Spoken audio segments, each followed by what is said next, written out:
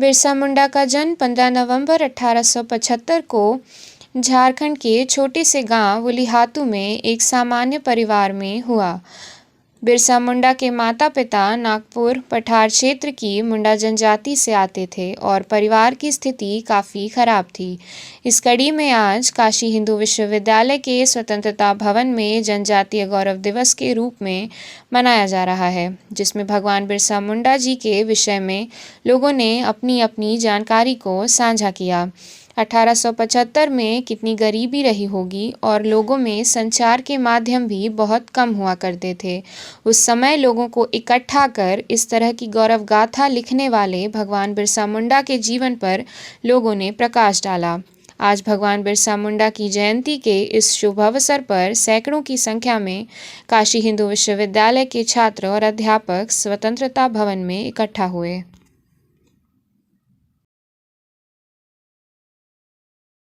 देखिए, हम ये कहना चाहेंगे कि जिस 25 साल की उम्र में अपने 25 साल के जीवन में उन्होंने जितना त्याग, तपस्या और जिस तरह से अंग्रेज़ों के खिलाफ लड़ाई लड़े वो अपने आप में एक उदाहरण है।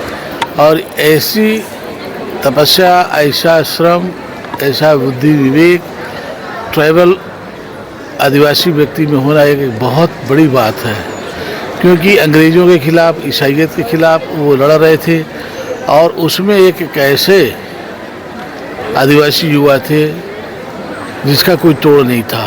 उन्होंने सारे आदिवासी जो समाज था उसको एकत्रित किया। जैसा कि आप लोग जानते हैं कि 1875 में उनका जन्म हुआ था खूंटी में, जो कि रांची के बगल में एक जनपद है। फिर वहाँ से वो चले, सबको लेते हुए अंग्रेज़ों के खिलाफ लड़ाई लड़ते रहे और बहुत त्याग और बलिदान का एक अच्छा उदाहरण उन्होंने दिया। और हमें आदिवासी समाज को समझना चाहिए कि उनके मार्गदर्शन पे चले। समाज के लिए जो चुनौतियां हैं उनको झेलते हुए अपने आप को तैयार करें और समाज के विकास के मूल धारा में अपने आप को जोड़ने का प्रयास करें। सर, आदिवासी समाज से बार बार उपेक्षा के आरोप लगते हैं कि जितना इनका योगदान था उतना सम्मान करने में सरकार, क्या लगता है सर आपको, सही बात है? ये देखिए, ये जनजाति समाज तो उपेक्षित है, लेकिन जितना इनको सहयोग और सम्मान है और जो मान प्रतिष्ठा मिलनी चाहिए उतनी तो नहीं मिली है। फिर भी उसके बावजूद सरकार, भारत सरकार, केंद्रीय सरकार या झारखंड की सरकार या छत्तीसगढ़ की सरकार या जो भी यहाँ ट्राइबल लोग रहते हैं उनके लिए आदिम जनजाति योजनाएं तमाम चल रही हैं। सरकारी योजनाएं भी हैं, ये NGOs भी लगे हुए हैं, लेकिन उसमें हो क्या रहा है कि बहुत ज़्यादा कुछ फलीभूत नहीं हो रहा है।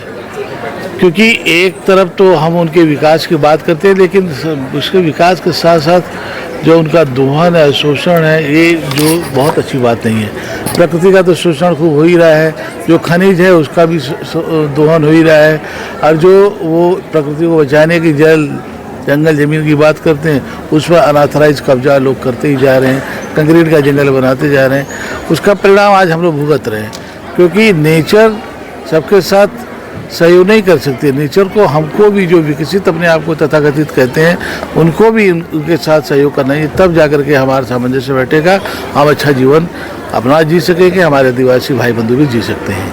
धन्यवाद। हम लोग को मुख्य रूप से आदिवासी अनुसूचित जनजाति के अंतर्गत मतलब है, और यहाँ आज बिरसा मुंडा का गौरव दिवस मनाया जा रहा है, तो इसमें हम लोग आज सम्मिलित होने के लिए उपस्थित हुए हैं। हम लोग सभी मतलब बीचू और आसपास में ही जॉब वगैरह करते हैं। तो आज मतलब कहाँ से लोग आए हुए हैं, आप लोग क्या परफॉर्मेंस किए हैं? हम लोग अभी जो आदिवासी लोकगीत होता है, कर्मा हुआ और एक सरहुल होता है और एक जतरा होता है, 3 गानों में हम लोग आज परफॉर्मेंस देने वाले हैं। तो ये क्या आज हर जगह मनाया जा रहा होगा? ये पूरा ऑल इंडिया में मतलब मनाया जाता है। ये 2021 से मतलब शुरुआत किया गया है आदिवासी जनजाति गौरव दिवस के रूप में, सेंट्रल गवर्नमेंट की तरफ से। तो आज आप लोग स्वतंत्रता भवन में क्या क्या दे रहे हैं परफॉर्मेंस? तो वही मतलब आदिवासी लोक नृत्य जो होता है, जो हम हर क्षेत्र के हिसाब से आदिवासी अलग अलग उनकी मतलब भाषा, अलग अलग मतलब कल्चर होते हैं, वो अपना आज मतलब प्रस्तुत करेंगे। तो हम लोग मतलब वही कर्मा और सरहुल से संबंधित जो गीत है उसी को प्रस्तुत करने वाले हैं। ग्रुप में परफॉर्मेंस होता है कि कैसे? नहीं, ये हम लोग का जितने भी परफॉर्मेंस होते हैं सारे ग्रुप्स में होते हैं, जिसमें जेंट्स और महिलाएं दोनों होती हैं। तो आपके ग्रुप में कितने लोग होंगे? हमारे ग्रुप में लगभग 15 लोग होंगे जो परफॉर्मेंस करेंगे। महिलाएं 10-12 होंगी और मतलब 5-6 मतलब जेंट्स होंगे। अच्छा, बच्चों के लिए कुछ कहना चाहेंगे? बच्चों के लिए मैं यही कहना चाहता हूं, जो आदिवासी बच्चे हैं, जो अनुसूचित जनजाति बच्चे हैं, उनको मैं यही कहना चाहूँगा कि जो अपनी भाषा है, अपनी कल्चर है, उसको मतलब आगे बढ़ाने का कोशिश करें और उन कल्चर्स को जानने का कोशिश करें जो हमारे पूर्वज मतलब निभाते आए हैं। उस धरोहर को हमको आगे बढ़ाने की ज़रूरत है। मैं बच्चों से यही कहना चाहूँगा, उसको जीवंत रखें। हाँ, उसको जीवंत रखें। देखिए, ये एक अच्छा पहल उठाया गया है। हालांकि ये जनजातीय गौरव दिवस यहाँ विगत 4 वर्षों से जब से ये मनाने का सरकार के द्वारा निर्णय लिया गया है, उसको मनाया जा रहा है और ये यूनिवर्सिटी की एक अच्छी पहल है कि अच्छा सहयोग मिल रहा है। हम लोग प्रत्येक वर्ष इसको मना रहे हैं और आज के समय में बिरसा मुंडा उतना ही प्रासंगिक है जितना वो अपने काल में थे। उसका तात्पर्य यह है कि बिरसा मुंडा ही वो व्यक्ति थे। हालांकि स्वतंत्रता सेनानी के अन्य भी जैसे सिद्धू कान्हू हुए या तिलका माझी हुए, इन सबों ने भी झारखंड की उस धरती से आते थे और झारखंड में जल जंगल जमीन की लड़ाई उसी समय से चल रही है जो आज तक निरंतर चल रही है। आज अगर आप देखेंगे प्रासंगिकता उतना ही है क्योंकि आज भी आदिवासियों की ज़मीन जो है वो किसी न किसी रूप में छीनी जा रही है। हालांकि सरकार के द्वारा कई ऐसे कदम उठाए गए हैं, लेकिन उसको अगर वास्तविकता में देखेंगे तो उसका इम्प्लीमेंटेशन उतने ढंग से नहीं हो पा रहा है। तो आज के समय में हमें एक बार फिर अवलोकन करने की ज़रूरत है और स्वतंत्रता सेनानियों के द्वारा जो यहाँ के आदिवासी मूलवासी के लिए जो अधिकार बचाने का जो प्रयत्न किया गया था, उनको आज सरकार के द्वारा सकारात्मक पहल उठाकर उनको वास्तविक रूप में संरक्षण देने की आवश्यकता है। डॉक्टर साहब, उपेक्षा के आरोप लगते हैं इन प्रकार के स्वतंत्रता सेनानियों पर। तमाम लोग कहते हैं कि जो आदिवासी स्वतंत्रता सेनानी थे उनको अंग्रेज़ों ने जो आतंक का पर्याय घोषित किया, क्या लगता है सर? ये आप तो पढ़े हैं इनके बारे में। नहीं, देखिए, ऐसा है कि ये जब भी कोई विरोधाभास या विरोध होंगे तो फिर वो आपको उस ढंग से डेमोलाइज करेंगे। जैसा आप अगर देखेंगे तो अंग्रेज़ों के द्वारा एक कानून लाई गई थी जो ट्राइबल क्रिमिनलिटी एक्ट के नाम से लाया गया था। उस एक्ट का उद्देश्य यही था क्योंकि उसको भय लग गया था, अंग्रेज़ों को भय लग गया था कि अगर इनको दमन नहीं किया जाएगा तो ये हमारे विरुद्ध आवाज़ उठाएंगे। आप जब झारखंड के उस धरती पर अब जब देखेंगे, उसको जब आप समझने का प्रयास करेंगे तो आप देखेंगे कि कभी आदिवासी समुदाय जो है वो किसी की गुलामी को स्वीकार नहीं किया। भले ऐसा उनकी जितनी लड़ाई हो सके वो तो उन्होंने लड़ा, लेकिन गुलामी को स्वीकार वो कभी नहीं किए और उन्होंने अपना बलिदान देना अच्छा लगा, लेकिन वो गुलामी को स्वीकार नहीं किए हैं। उनकी जब इस चीज़ को आप देखते हैं तो कहीं न कहीं ऐसा लगता है कि उसको कई तरह से उसको दमन करने का प्रयास किया गया।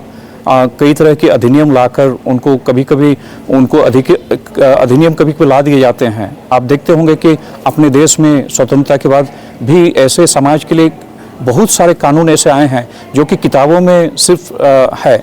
मैं एक छोटा सा उदाहरण आपको दे दूं क्योंकि मैं कानून से जुड़ा हुआ हूं, इसलिए आप अगर देखेंगे कि हमारे यहाँ दहेज प्रतिशत अधिनियम है, लेकिन दहेज प्रतिशत अधिनियम 1961 में आने के बावजूद भी उसका स्थिति यह है कि समाज में अब अखबारों में देखने को मिलता है कि दूल्हा बिकता है।